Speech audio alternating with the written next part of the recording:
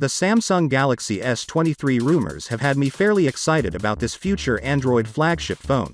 Here's what you need to know about Samsung Galaxy S23 ahead of its arrival. In terms of design, the Galaxy S23 lineup may adopt the Galaxy S22's look, with this S23 Ultra in particular looking very similar to its predecessor.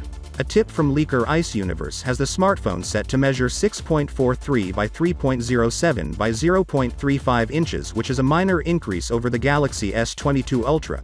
Ice Universe has taken a closer look and thinks that the reason the phone is getting thicker is that Samsung could be increasing the bezel thickness of the Galaxy S23.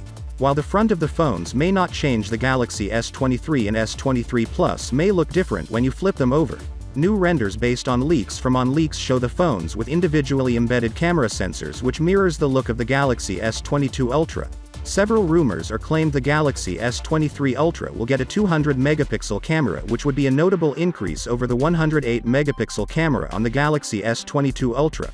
The S23 Ultra poised to get a 200-megapixel camera in the form of an unreleased sensor from Samsung, later claimed to be ISO-Cell HP2, which will beat both the existing HP1 and HP3 200-megapixel sensors that the company makes.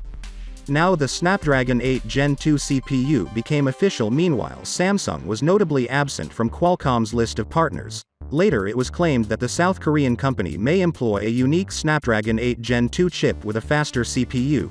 Now it appears that the company's upcoming high-end phones will also employ a higher clocked GPU too.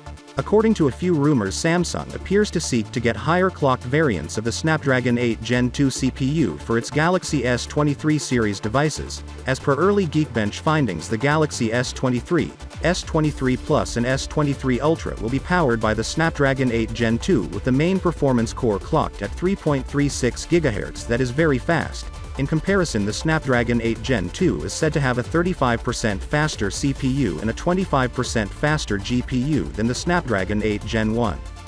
It will unleash an incredible camera performance on the Galaxy S23 Ultra, completely optimized. Along with this, Qualcomm says that you'll be able to take high-resolution photos with almost zero shutter lag, which is one of the key areas where Samsung needs to improve. We also get video performance up to 8K HDR in 10-bit at 30 frames per second.